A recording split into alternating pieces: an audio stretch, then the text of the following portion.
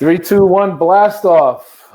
Hey, yeah. So we're excited to be here for BrandU Live. This is our second episode. I'm really excited for today's show because we're gonna get to talk about relaunching. You know, a lot of times we spend our focus on our mantra, which is we launch brands. But what about those businesses out there that they exist already?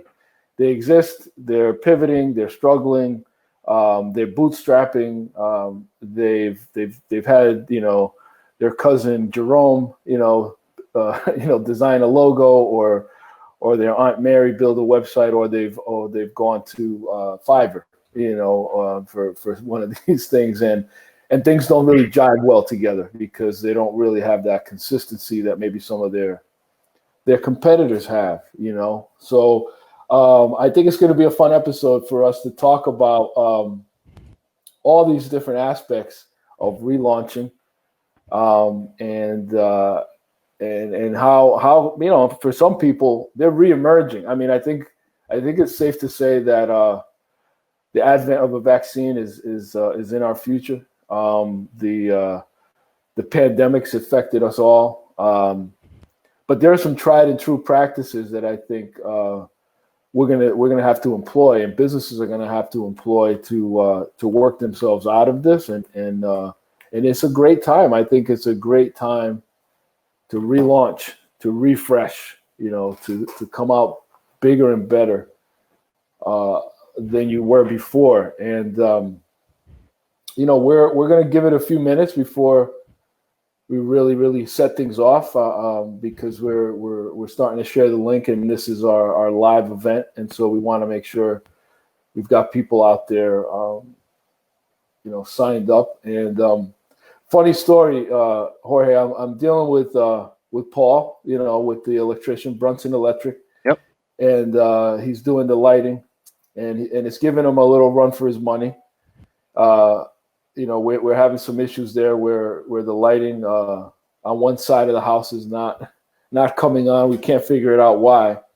And I see it as a metaphor for businesses right now that are maybe going through it and are trying to rack their brains as like, how do we not only persevere, but how do we come out better? And so one of the things I told Paul, he's like, look, this time I'm going to figure it out. I'm coming back Saturday. I'm going to figure this out. I'm going to get those lights to work. And so I said, well, let's throw in a couple of extra lights in there, because if we've waited this long to get it right, let's come out stronger than we would have been had we gotten it right the first time, and I think this is a great time for businesses that are out there, that they shouldn't just be satisfied with just coming out to where they were before the pandemic or 3 months ago. Like, come out better, come out stronger. And I'm really excited to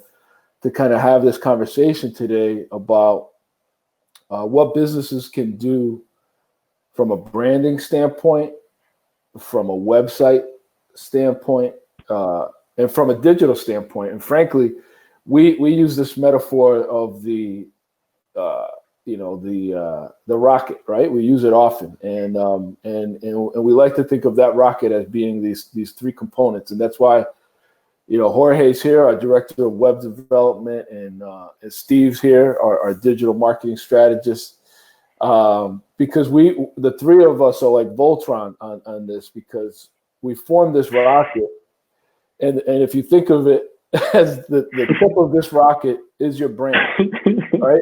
Your brand is what people see, and then if you think of the web as your engine, it's like, this is where your content is. This is where, the hull, if you will, of your business that can serve as like this 24-hour, brochure, billboard, lead generation funnel, if you will. But what are the thrusters? What's going to get you into orbit, right? And that's the digital marketing piece, which Steve is going to expand upon. And the three of those kind of make this rocket that you see on all of our branding. And when we say we launch brands, it's like we We're going to get you out there above your competition. And when you stare into space, it's such a great metaphor, because when you stare into space, you just think of the infinite possibilities. Nobody really knows where the edges of the universe are, right? It's like beyond human comprehension. And in many ways, business owners and entrepreneurs, especially, we're all dreamers. We look up at the sky and we just say, is this the right time to launch my company? Is my phone going to keep ringing? Are we going to be in business next week? And the universe, we don't know how it really works, but a lot of it is like on faith. We just have this vast space, right? And this rocket, is going to help get you out there, and we're going to help you build as you fly. So we're going to get started here. We're at 12:35. We want to thank everybody that's joining us out there. I'm going to start the conversation with branding, because that's actually, my expertise, and a big part of what makes us different as an agency is that we're not just an SEO company. We're not just a web development house. There's this creative branding and brand strategy that really comes into play and helps you differentiate yourself amongst the competition. Why is it important? It is probably the first thing people see.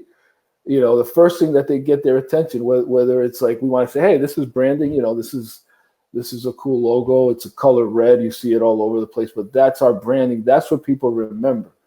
I mean, why do you think a 2-year-old in the backseat of a car can drive by a McDonald's and jump up and down, if they're not in a car seat, and tell you, hey, I want to go to McDonald's. I want French fries. They can't read yet. But they've been impacted at 2 years old. They've been impacted by the power of branding. They know what a Happy Meal is. They know what a French fry is. They've seen the packaging. Those golden arches are like, they're already embedded in the kid's psyche at that age. And visual language. Exactly. It's exactly it. It's a visual language. So it's just so true. Works. As a parent of a 2-year-old, I'll tell you that the branding that like Disney and McDonald's and with the reaction that you get, and it's all cohesive, right? When you talk about putting the brand together, it's not just the Disney castle is iconic, but also that little musical intro that they play. It immediately ties to this emotion that you get. So much so that River could be in the other room, and as soon as she hears that little jingle come on, it's so key. It activates all your senses, right? So it's like Cinnabon's famous for like pumping out a synthetic smell of the buns being baked in the mall.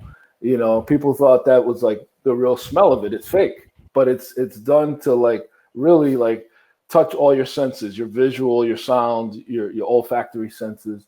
Wahlburger, they're late to the game, but they've invested so well in branding that you can literally find like Marky Mark hamburgers, in the freezer, and you have that green W on them from their restaurants, But that's the power of branding, and I think it's about being consistent.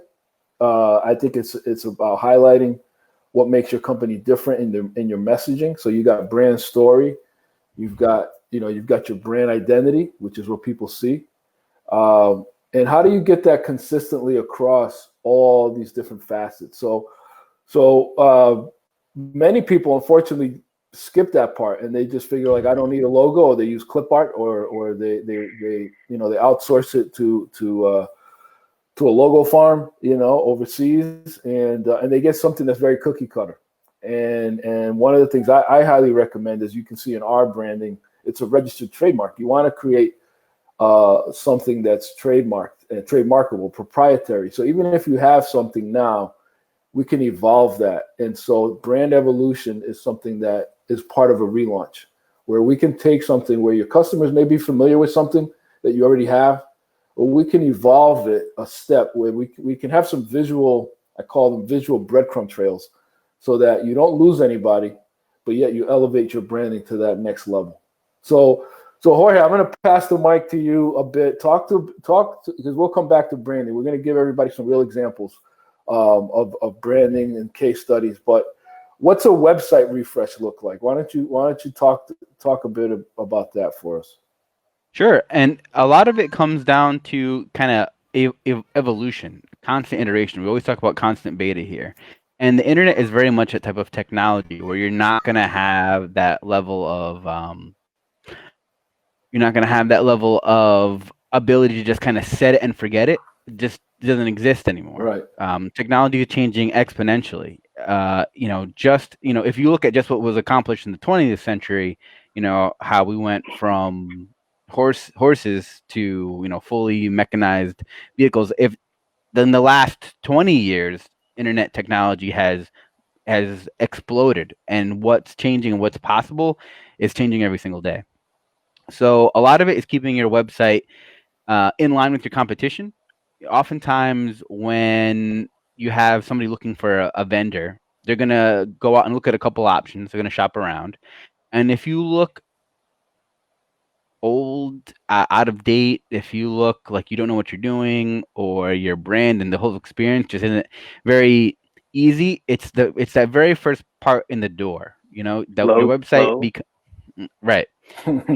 Your website is your whole introduction to folks who are looking to do business with you. And if they're comparing you against what the rest of the folks are doing, if the experience isn't good, that might not bode well for the experience that you would have. Judging you. They're literally judging you. They're judging you. They're literally making financial decisions based on what you look like. Exactly. Online. Right.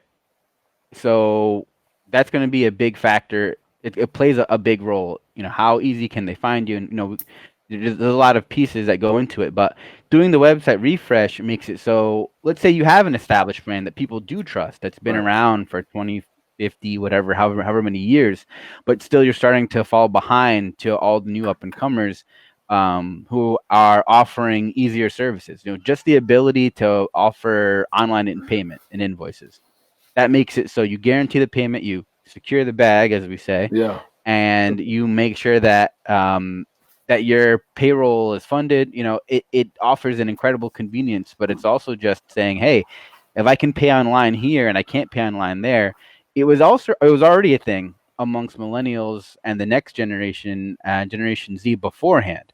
Just the ability to say, hey, I would like to be able to order my service, schedule an appointment, purchase his product without ever having to do anything but do it online, just with a couple of taps. If you're not offering people that opportunity, it's a detriment for sure. Like you're behind the 8 ball there. So that's going to be a big decision as to, someone says, okay, these guys. So some people prefer to call, sure, but it's going to be a certain demographic. It's about knowing who your audience is and offering that best experience. By the way, constant elevation causes expansion. I write my rhymes while I cool in my mansion. Just have to get there. Just have to put that out there, because we're talking about elevating. We're talking about getting you to that next level. We all have to start somewhere.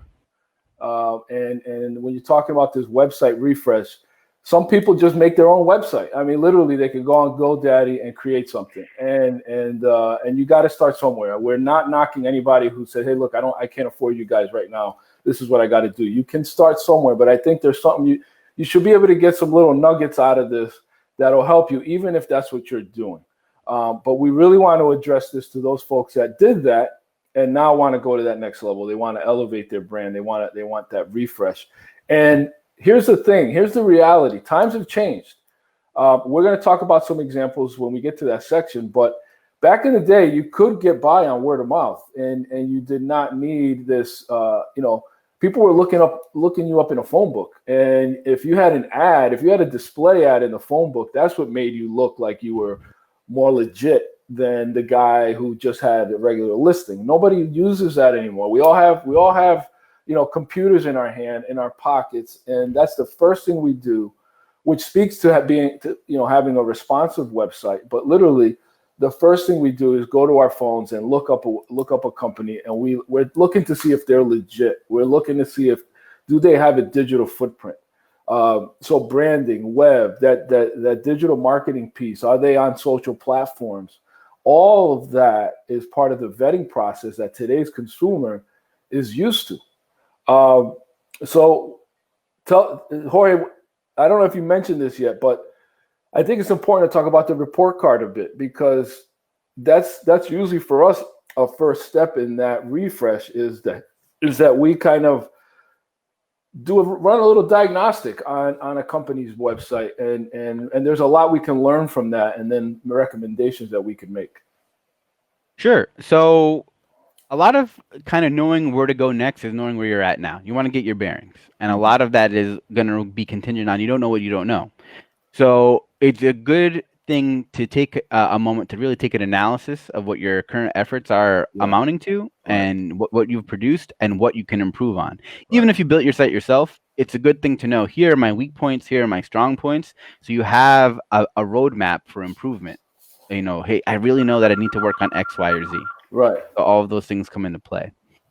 So when we look at things like SEO, obviously that's going to be a metric that's key, because the whole point of your business being online is so that people can find you. So if you're not set up with at least, you know, the basics of good practice for what you should be doing for SEO, you're missing. You might have something that even looks great, right, but if no one's finding you, if you're not getting any eyeballs, then that's not that's not doing you any favors. Right. Now let's I want Steve to dive in, because we're starting to tiptoe around his area, because he's the guy on our team that he essentially creates the funnel. He essentially says, look, I'm going to drop these little lines, these fishing poles in all these different places. And we're going to reel them back into your website. We're trying to funnel them back. It's called a funnel. If you think of the shape of a funnel, right?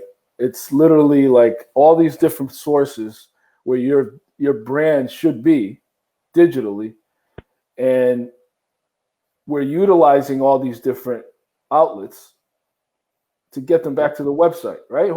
Steve, tell us a bit about this idea, and why is it important to even have that?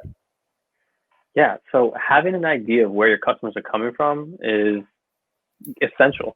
And the funnel is really just allowing you to see that journey that your customers take from that first touch all the way to a sale or to, a free consultation. It starts off with having a solid brand. And then, a website is one of your most important digital marketing tools. But then when you get into digital marketing as its own sort of topic, it encompasses all of those things and uses kind of its own, tools of the trade. So social media, we know that that's a huge, important outlet. And just as an example of kind of how this funnel looks like, you can see how an activity like this, going on live, creating free content for people to come out and engage with us, is a way to kind of engage on this, what you call the top of funnel. It's a way to just build awareness. Right. And now people know about you, they talk about you, and maybe they want to look more into you. So they'll jump onto your website, they'll check out what you do. And then from there on, you're able to kind of convert them if they continue to go down and take those series of steps that you laid out for them. Right. That's a great, it makes me think that very rarely does anybody these days find themselves literally typing in like www. whatever. It's like you're usually getting to somebody's site because you've clicked something, their logo or an ad or a video. You're clicking something out there that's part of their digital marketing strategy. That's a huge point. Content is really what drives a digital marketing strategy, and so your content really is going to be that first touch that most people have with your brand. Right. So you want your content to be well branded, sure, but you also want your content to be specific to your target audience. You want to kind of understand, what should I be making that's valuable to the people that I want to ultimately sell to? Right. Absolutely. Now, we talked about social a little bit. Pinterest, people are talking about that as like an option. TikTok, I'm not as familiar with, but this world, if you don't stay with it, it's like you really fall behind fast, because there are, Facebook might not be right for you. There are people right now that don't want to advertise on Facebook. So we've got some clients that say, hey, what other alternatives out there are there? But what else? What's kind of let's talk about the discovery phase, right? Because that's an important part of digital. Some people just say, I want to be on social, but in reality, it's not one size fits all when it comes to that. Not at all. Not at all. And that's why we really emphasize making a digital marketing strategy, creating a flight plan. Right. This idea that, digital marketing is just, let's throw up an ad on Facebook. It's looking at the tactic, but not seeing how that can be tied to a larger effort. Mm-hmm. And so this larger effort, right, is something that ties together multiple tactics, an ad on Facebook, blog posts on your website, just emails that you send out to your customers. You start to kind of see all of your marketing efforts that happen primarily digitally for digital marketing. But you also see how even print can link back to digital. Right. There's, when you kind of map out all of the different touch points that a customer can have with your brand, all of those first initial points of contact that they can have with your brand, then you start to work backwards and see all of the different digital marketing kind of platforms that are relevant, because if you are a food brand and you're seeing that a lot of people on Pinterest are sharing recipes, that's a great place to throw an advertisement on, to then lead back to, let's say, a YouTube channel, to then lead back to a free course. It's just right. And I want to reel Jorge back in, because for all I know, he could be playing Call of Duty. We gotta kind of pull him back in. We got to pull him back in. I think the two of you have worked very well together on these landing pages that are part of a funnel. So Jorge, AMP pages, talk a little bit about these landing pages and why, even if you already have a website, all of a sudden you could throw in some extra landing pages that'll work with an overall digital strategy. Yeah, so a landing page is generally a custom design experience that's meant to convert visitors. So obviously what happens is when someone gets to your website, it's kind of a choose your own adventure. Once they get to your homepage, that's your introduction. But now it's your job to, with your site design, kind of shepherd them to all these different options that you may have available. A landing page is designed to say, okay, we're going to make this very simple. As soon as they get here, we want them to have a very specific objective. And we're crafting the design, the UI and the UX, the user experience and user interface, all around this specific conversion point. We want them to fill out a form.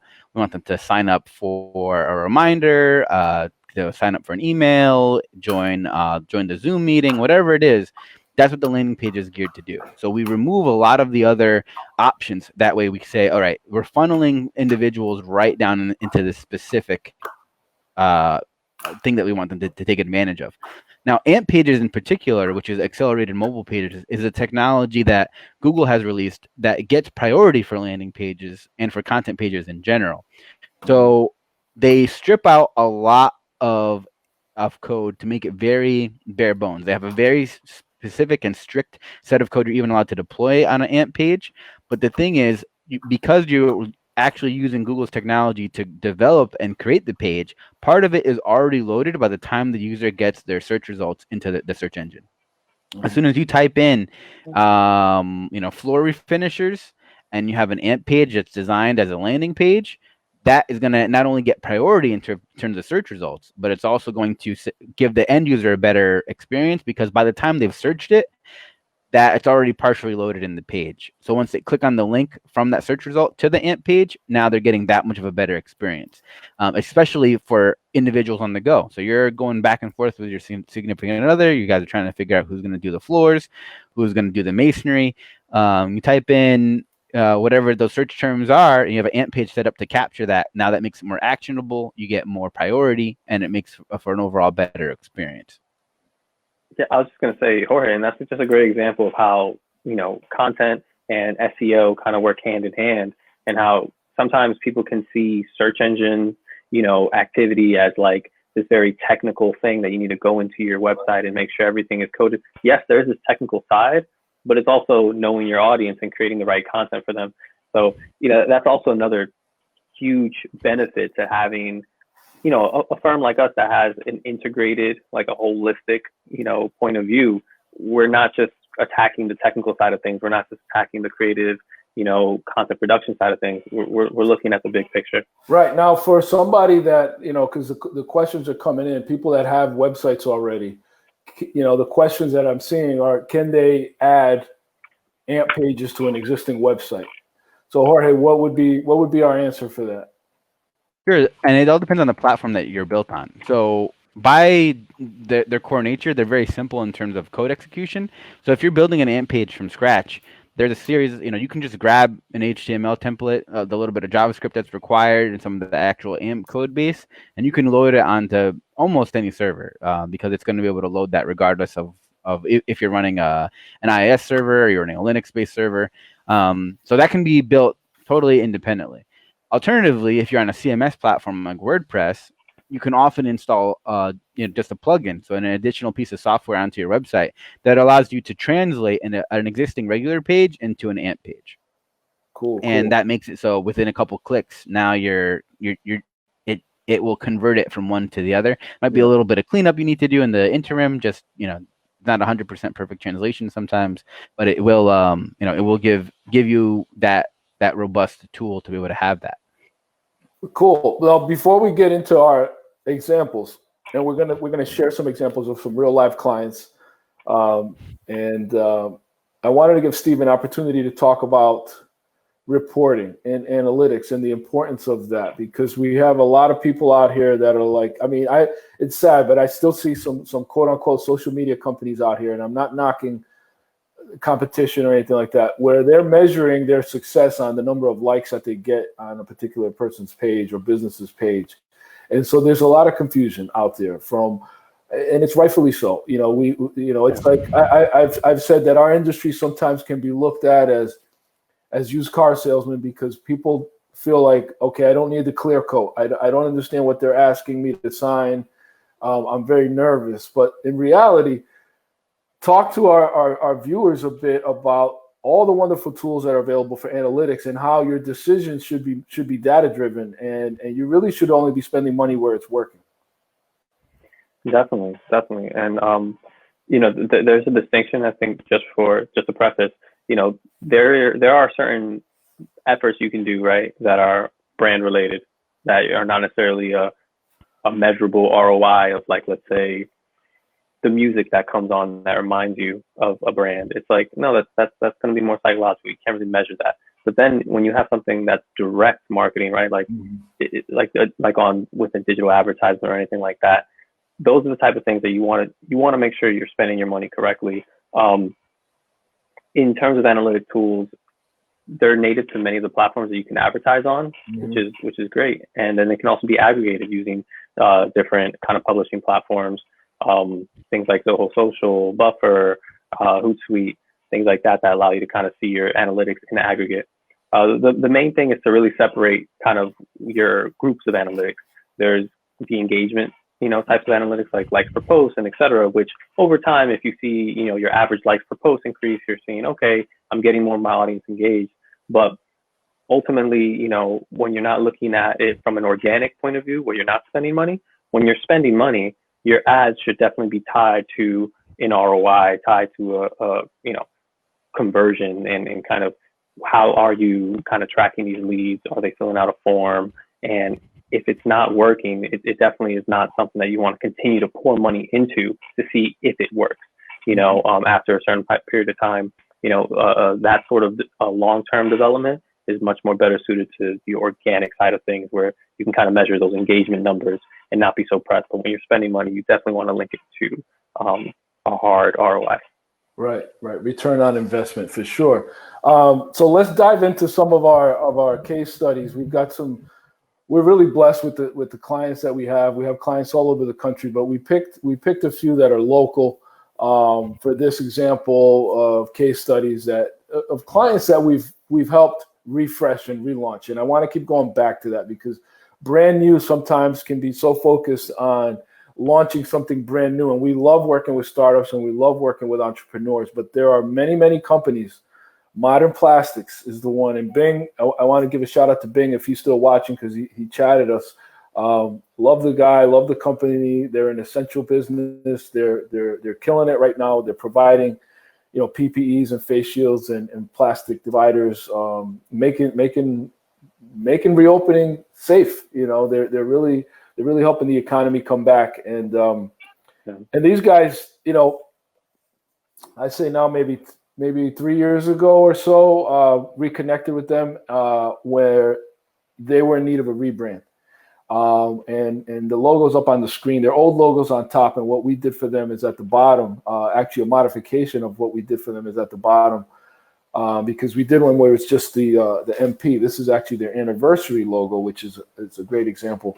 But Modern Plastic, 75-year-old company, and they hadn't changed their logo in many, many years. Their logo had evolved where it started having like all these numbers and ISO certifications and things that really typically don't belong on a logo, but they somehow manifested themselves there. This was like legacy from like years of internal marketing teams saying, "Hey, we need this, we need that. It's a requirement," but it doesn't make for a good logo type because for obvious reasons, when you reduce it, a lot of that stuff becomes unreadable. And they had drop shadows, and they had they didn't have an icon.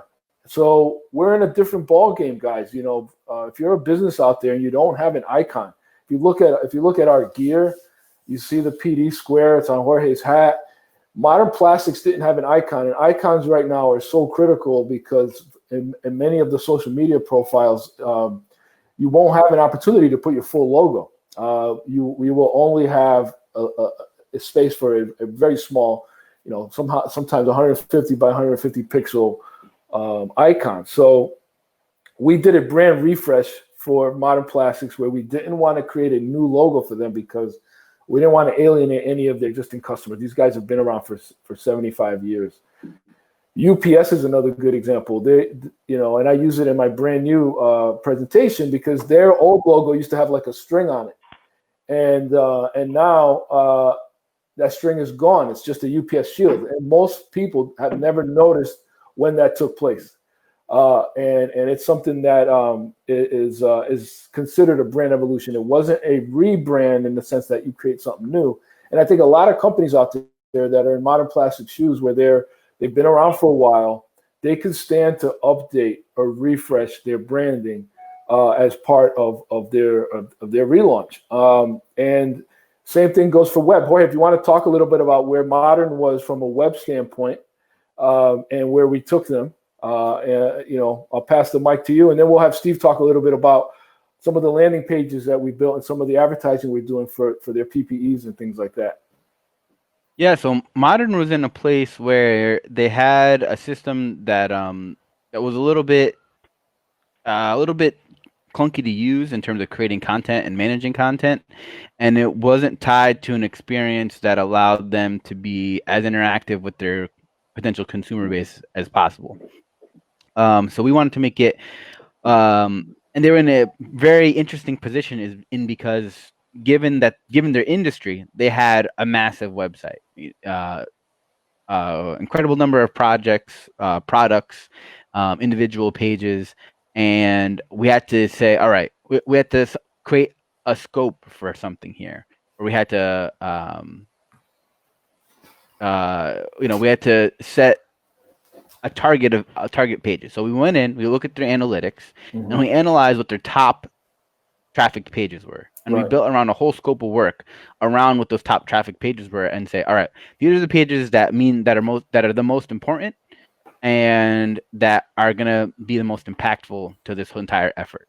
So we broke it up into phases where we could give them a system that was easier and quicker, more efficient, and therefore more cost effective to make changes and continue development on the website. But we also were allowed to give them additional technology. So we were able to add things like text notifications. So now there's a form that's built in where, hey, we make it that much easier for you to get in contact with us. It's, we made it so but with the platform they were on, it would have taken, I don't know how long it would have taken to be able to piece everything together to be able to deploy that. We were able to get that text notification system up and running in less than 48 hours. So that's the thing where time is money in any business. Absolutely. So being able to deploy new solutions quickly, and being able to to be able to, like we said before, that constant beta, that constant innovation. We want to be able to bring that. So new communication tools was key. Then on top of that, not everybody wanted to do a text, but they were willing to do a live chat. So we were able to integrate live chat communication as well. So now when you visit their website, there's a live agent that you can talk to during their availability hours. Mm-hmm. So there's a whole sequence of technology that we're able to add. And then when information changes, when new staff members get added, we were able to create a data-driven directory on top of creating things like a compelling company history that sort of hadn't really been told well. Mm-hmm. The timeline, right? We did like a little timeline for them. Mm-hmm. And then being able to do, more important things. So creating landing pages for specific products and services. And that's conjunction with the research that Steve and his team were doing. But it was great to be able to, okay, now I can create this for someone who who isn't necessarily a developer, but can now go in and make content changes independently. Right. And I think that's something to be said there that I think a lot of companies out there can identify with, even small businesses. Now, by no stretch of the imagination, Modern Plastics has always been very, very successful. They've been around for a very long time. But when they came to us after we did the branding and after we did the website, they were like, hey, guys, we haven't really advertised in a very long time. Like they were just getting by with their normal clients, and they got caught up in just, hey, we've got repeat business, we got word of mouth, people know us. They had good brand awareness, but when they Googled themselves, they weren't being found. They realized like we have fallen off. So what was happening was newer companies that haven't been in the game as long as them were actually beating them out on search rankings for materials and for services and a lot of the things that they were taking for granted. So they were like, hey, we don't like this. We want to come up first. We've been around. We got to reestablish ourselves, but we realize we haven't been investing in advertising. So, Steve, why don't you give us a brief on that and on what we've been working on with them and how that might help some other smaller businesses that are out there listening? Definitely. So one of the first things that we did was we took an organic SEO approach. We saw that in the past, they were ranking on the first page, near the top of the first page in Google search rankings. And they had fallen to about the second, third, fourth page, the pages no one sees. So the first effort that we started to do was to take their industry pages and really give them enough content to kind of show up higher. And one of our proud achievements is if you go ahead and type in medical grade plastics right now, the second result on the first page is Modern Plastics. And that was a new page created in December of last year. So, there's things like that, through our best practices, through our research, we're able to produce results like that. And we were able to do that with Modern Plastics on the organic side. But then, we took it even further when we started to do paid advertising. We tried on LinkedIn, we tried on Facebook, and we found a tremendous response on Facebook using lead gen forms. We were able to get over 100 leads within 30 days. Through their face shields campaign. And so, it's just those type of things that once you have a solid brand, once you have solid web technology, you can just build upon it and then market and bring the attention that you need. Definitely very proud of our work for Modern Plastics. Awesome. And we love them. And again, I want to give a shout out to Bing, who's now stepping into my territory because now he's doing painting on the side. So, we're going to have an art gallery show. Bing and myself are going to have a little show. Oh, wow. He's been going ham with the paints. So he's inspiring me to pull out the brushes. So shout out to Bing. Let's switch gears a bit to D&B Lobby. They're another dear partner and client of ours. We had done a logo for them some years ago. And when their name was spelled out, DePino, Nunez, and Biggs, they came to us and said, hey, one of our partners retired. Our URL is D&B Lobby. We need a refresh. And so it's a great example. It's up on the screen there. Great example of just taking something old and refreshing it. It's not a redesign by any stretch. It's not going to confuse anybody. It actually better aligns with their URL. Their URL is dnblobby.com. So we basically cleaned it up for them, and that's something that didn't take very long. And I think it's a good example for those small businesses that are entrepreneurs that are out there that may have a a typeface or logo mark or logo that, hey, how can I take this up a notch? I need to clean this up. I need to look more professional. You'd be surprised that a brand evolution is a good alternative to a complete redesign, because there are downsides to a redesign. If we were to take this, redesign it, do something totally different, new colors, new fonts, new everything, they always run the risk of losing some of their existing loyal customer base. And the whole reason you're doing branding and marketing is to attract more. You don't want to lose, unless in cases of acquisition. Good example of that is FedEx when they bought Kinko's. I don't know if you guys, I know I'm old enough to remember Kinko's, but Kinko's was bought out by FedEx. And a lot of late nights delivering design projects in college to Kinko's. I know. Yeah, and Dave Chappelle, I think, did a great skit on Kinko's. I forgot what he called it, but it's hilarious. But anyway, FedEx changed the name to FedEx Kinko's, but they didn't change. They changed the font to FedEx, but they kept the Kinko's name. So these are all like little breadcrumb trails. So if you're gonna change the font in your refresh, don't change the name. If you're gonna change the name, don't change the font. But you want to have something that connects them back. And with DNB Lobby in this example here, and to close the loop on FedEx, they eventually became FedEx Office, and they completely dropped the Kinko's moniker entirely. But that was done gradually. And if you do it right, the consumer doesn't even notice, and they keep going, and you don't lose any customers. And that's the whole point. But DNB Lobby, we're also helping them on other levels. If you guys want to chime in, besides the branding, what are some of the other things we've done to refresh them and relaunch them as of recent? Yeah, just recently we went ahead and just kind of upgraded their digital branding, if you will, email signatures, email templates, social media templates, tools that are allowing them to be self-sufficient. One thing that we pride ourselves in is that we're not just, here to do all this work, be the only people that you can get this work from and kind of hold kind of your capacity hostage. No, we train, we educate, and we help businesses become self-sufficient. So in the case of DNB Lobby, they have a great internal marketing person. We train them on MailChimp, Canva, scheduled to train them on WordPress very soon. They're going to be able to now, with a more confidence and more tools at their disposal to communicate for their business, and to do their job more effectively. And so, super proud of that. And we're working with them currently. Jorge, did you want to chime in with DNB Lobby?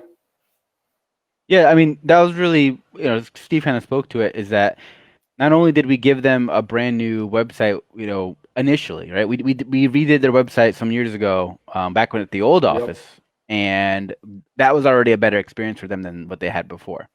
Paying special attention to who their client base was, and the kind of content that they needed. They were really happy. Right. They had come across for us for something just regular maintenance, like reinstalling their security certificate, and the conversation came up about, hey, I know we did you guys' website a while ago, but it might make sense to look at a refresh just to get on a platform that's a little bit more modern. Platform that we launched it on was great, but this is 4 or 5 years ago now. There's been a lot of evolution.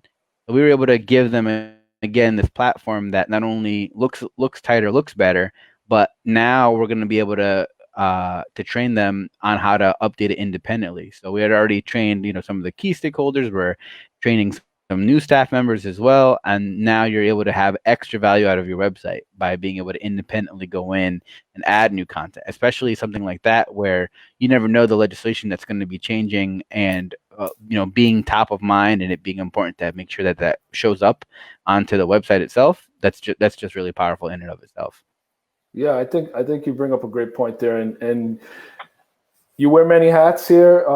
No secret. You're literally wearing a very nice hat right now, by the way. One of my favorites. Yeah, exactly. So, but you wear the hat of chief trainer, and I think that comes from you're just great at it. You and George are both great at it. We get a lot of compliments on that, and that's something that is a lot to be said for in our industry.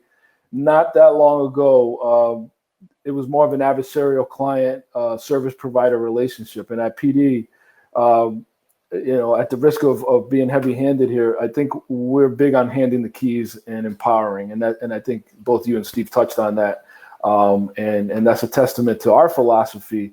And for those businesses out there listening that may have, I have an internal team, or I have an internal social person, or I have a web person, we can work in tandem with them to help you relaunch and help you rebrand. This is not like we're going to do all the work and we're going to send you a bill. This is like, we'd rather actually work with people on the inside and train you and provide guidelines and training videos so that you can continue to soar independently. And that's rewarding as well. And so it's good stuff. I do want to leave some time for question and answers. I see there's some of those are coming in, but before we do, one more example that I love, and that's UCA, Urban Community Alliance. Love Dr. Akbar. She just came out with a great new book. You should all go buy it, called Beyond Ally. But she was involved in this. It's really run by Shirley West right now, Dr. Shirley West. Jessica Mommons is another partner there. And this organization was a challenge. This was a labor of love. This project seemed like it was overwhelming, and we were able to get it done in the course of some time with stellar results. And it really touched us all deeply because they're doing such great work in the community. But this is an example that we wanted to give our viewers of a merger kind of rebrand. So these were two nonprofits that already existed, and they each had their own kind of missions and values and philosophies, and they each served a demographic in the community that was very, very important to sustain and to maintain. And we had to do this in a fashion that didn't let other nonprofits know or suspect or have any kind of implication that anything was going on where these organizations weren't viable. We had to come out stronger, and we had to create a new brand based off the merger of these philosophies. And in doing so, we wanted to retain some breadcrumb trails to the previous brand. So New Haven Family Alliance and the VETS program, a great program which took vets, military vets, and paired them up kind of like a Big Brothers Big Sisters, but with disadvantaged youth and pairing them up with military veterans as a mentorship program. And New Haven Family Alliance, which does great wonders for families in the urban areas. And they created this new organization, and we were tasked with rebranding it. It was just an amazing experience. As you can see, that some of the color palette was retained, and the word alliance was retained. And then in doing so, if you look really closely underneath the logo, you can see a little kind of tagline, if you will, to help connect it back to vets and New Haven Family Alliance. And that's very important. When you're doing any kind of branding, think of it as you're guiding your customer along, and you're holding their hand. And if at any point you let go too early, what can happen? They can get lost, right? So we use these metaphors of breadcrumb trail or hand holding, but you can do that visually. And to go back to Steve's point of the visual language, we created a visual language for UCA that connected them back to vets and connected them back to NHFA. And we actually created a video animation that visually showed you how these two organizations came together to form this new one, right? Because people don't necessarily like to read. We can't expect them to go to the website and read this big paragraph about the history and what happened. We hope they do, but they're not going to do that just at first glance. But when you do these rebrands or you do these mergers, sometimes doing a quick animation like this is a great way to kind of do it visually and let them know, hey, this is what happened. These are the two organizations. This is who they are now. We used it at their launch party. We did a press release. We did a lot of announcing of this on social. They had an event, a real live event right before all this COVID stuff happened. So great example of taking two organizations and creating something new and what the branding could be. And if you guys want to share your experiences from web and brand, as to what we did with UCA, which is still ongoing. And again, we're doing that in tandem with them.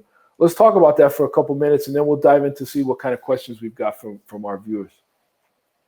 Sure.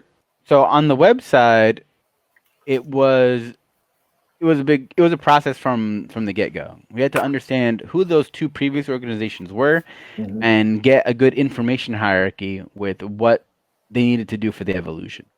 So a lot of that came into play at the beginning of understanding, even to determine what the scope of work was how many pages do we need? And a lot of that is something that a lot of existing folks, need to take a look at, where, every year it makes sense to look at the content you have on your website and figure out what might be bloat, what might be, what can be streamlined or optimized. They say, and it's true, that content is king, but it's the quality of the content. If some pages exist just for the page's sake, it's not serving a purpose. That's a thing that makes sense to analyze and adjust. So we went through that journey collaboratively with them to figure out what was important, what did we need to bring over. Then it all started on the design side, was figuring out what the branding was, because the branding needed to be consistent. That's where we drive our color palette from. That's where we get our typography from, is making sure everything looks cohesive. And I love the typography that we ended up choosing for UCA. It's just awesome. Every time I see their e-blast, it's just cool. I love that. I think it's been a great process. I get turned on by fonts. I admit it. So it makes it where you have that. It makes it so you have all the parts of our team were able to touch it. It wasn't just one person or one division. Even though it was our work on the web team was web based, it came down to brand and design, and then it came down to what the messaging was. So a lot of that came into where they'd provide us with the copy. And that's part of what our job is in terms of design and information. How does this lay out in a way that's aesthetically pleasing, but also it gives different things visual hierarchy, so that we can drive the user to what's the most important. We also want to make sure that it makes sense. So our team was able to take the content that was provided to us kind of as a raw asset and then refine it into what we were able to put on the website at the end of the day. And then it became a lot about determining where what the different programs were and how important that was. So, as a metaphor, as a vehicle for other businesses, makes sense to, as you continue to evolve, as time goes on, to continually reevaluate, and have multiple sets of eyes look at it. So you could put something together that sounds great to you, but then once you have a couple other people in a little focus group, or even coworkers or employees, or even just some folks that you can share, it helps to be able to get that feedback, and that's what helps craft the better end result. Yeah, Steve, quick, what are we doing for UCA from a digital marketing standpoint? From a digital marketing standpoint, we start off with a flight plan where we really just dug deep and understood kind of where the brand was coming from, right? From a messaging perspective, like Jorge was touching on, but then seeing how that translated into actual deliverables, like actual things they can create on a regular, reoccurring basis. So, we define content pillars, we define, how these things were going to get produced, in the blog style or in a video style. And then so now, because they started, the right way, I'm looking at this question here where it's saying, my brand, web, and digital need help. Where do I start? To kind of reference that question and tie it into what UCA did. They started right. They started from the beginning. They started with their brand. They started with understanding who they serve, what they were about. And then from there, that translated into the web experience and is now going to translate into the digital experience as we've, set everything up to get executed. Right. That's right. It brings us back to how we started when we talked about the rocket. The branding is what people see. The web, is your hull where all your content is and where all the traffic is driven to. But really the thrusters, the turbo, the boosting that's happening is going to elevate you is having a strong digital flight plan in place. There's nothing worse than if you have the turbo boosters, but there's nowhere to send people. It's waste. It's a waste of money. And we know the millions and millions that go into launching rockets. Fortunately, in your business, it could have that same kind of proportionate effect for that small business that doesn't have a lot of capital to kind of risk, and making sure that you get those in place. And we do offer consultations with our team. Definitely visit our website, peraltadesign.com. If you scroll down to the bottom, I recommend all business owners out there, entrepreneurs, go and subscribe to our newsletter. Again, it's peraltadesign.com. You scroll to the bottom, you can fill out the form there to get our newsletter. We try to put out a lot of good educational content. We really have a strong passion for business. It's really rewarding to see our clients become more successful. And again, let's look at this question that we got. It's an e-commerce company, and I think that's the one you're referring to that I'm looking at, Steve. It says, I know my website needs updates, but I need to sell to invest back in my business. So that's going to be a common thing with small businesses that just don't have this extra capital sitting around. They want to make sales, and they're willing to reinvest back in the company. So I'm going to throw this out to you guys. I think I know the answer, but let's talk about this collectively. You got brand, web, and digital. You're a small company. You don't have a ton of cash. You need to make sales in order to invest back into your company. What do they do? So if I can take this, yeah, sure.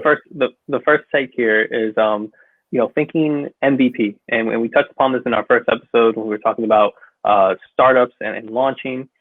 Even for existing businesses, when it comes to establishing digital presence, and you're willing to kind of start small and reinvest, think simply. Think, what is that product that is in its best shape to be promoted? What is that service that is at its most mature state to be presented to the public, and present that. Mm-hmm. Present that. Put that in front of people, because that can then lead to your cash flow and allow you to reinvest and to expand upon that. Expand your business and expand your digital marketing. Mm-hmm. Jorge, you want to tackle it? Yeah, I wanted to cover the fact that it makes sense to look at it holistically as one organism, right? Because if you focus on the brand and you look spectacular, but you don't focus anything on you look spectacular, but the experience isn't great, or you don't have a ton of eyeballs, what have you really gotten out of it? Yeah, right. Exactly. If you focus entirely on the marketing and you're driving a ton of traffic, right? You're getting 1,000 people a day, but you don't look the part, and again, the experience isn't great, you're not going to convert. Mm-hmm. And if you focus, if the experience is great and you've made it a really easy, streamlined pipeline, but it doesn't look professional, it's kind of you kind of have to have this Venn diagram, where all of those things in your lap, you can focus on one to start. And I think that's where you want to evaluate what's your weakest point. And, because it's not cheap either. But at least know for yourself where your weak points are, and then be able to focus on that. Yeah. I like this. The question was almost a trick question, because it was like, well, which one of the three verticals would you say is most important?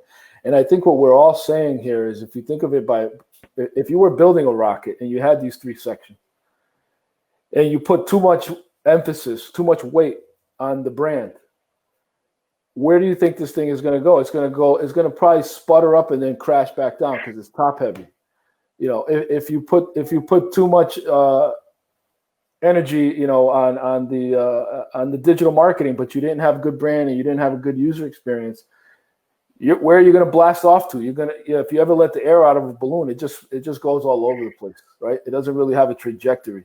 And so what I think I'm hearing, and what I recommend, is, if you think of this as like, if you are all gamers here or have played games, but the power bars or the levels, you're better off having a little bit in each one of these categories, enough to get that minimum viable product out. And think scalability.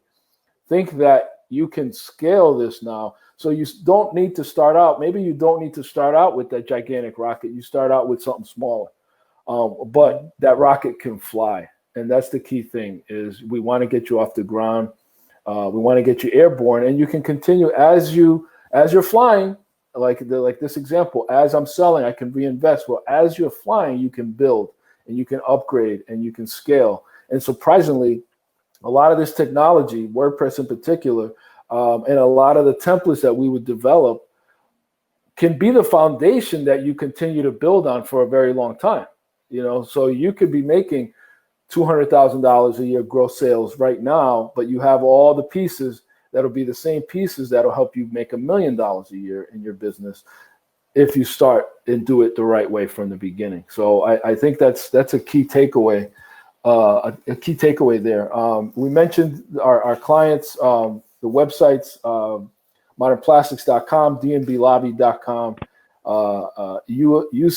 ucainc.org is the Urban Community Alliance, or urbancommunityalliance.org. What else do we got, guys? I mean, I think this was a great episode. We're at the hour mark. And hopefully that somebody used their lunch hour today for something productive and we're watching and maybe got something out of it, but I certainly had a whole lot of fun.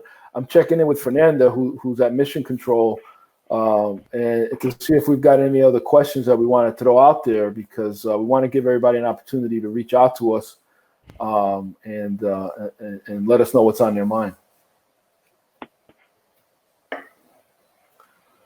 Yeah. So I think that there was another question here. So which of the 3 verticals would you say is most important and why? I think that it goes back to the same thing we were saying about just viewing this entire process as holistic, integrated, and to launch a smaller complete package than sort of a larger incomplete one. Yeah. Absolutely. Jorge, any closing thoughts on web? Just again, that it's always evolving. No matter where you can't set it and forget it. It's not a thing where you create it, and even if you're at the top of the rankings today, tomorrow, 6 months, it's very important to be active, for it not just to be something that's static, but something that is working for you at all times. Mm-hmm. And I'll say, from a brand standpoint, as we wrap up, consistency is king. Whether it's your own personal brand, have the same headshot, spell your name the same way, have the same kind of title and tagline on all your socials. Same thing for your business. As you develop that brand identity, be consistent. The worst thing is to hand somebody a business card that doesn't match your website, that doesn't match your PowerPoint, that doesn't match your video. It doesn't bode well for making you look like a legitimate business, and your competitors are probably doing a much better job if that's your situation. But the good news is that we all start somewhere. There's always room for improvement, and we're here to help. So I appreciate everybody that joined us today. This was a lot of fun. We look forward to seeing you at the next BrandU Live. Take care, everybody.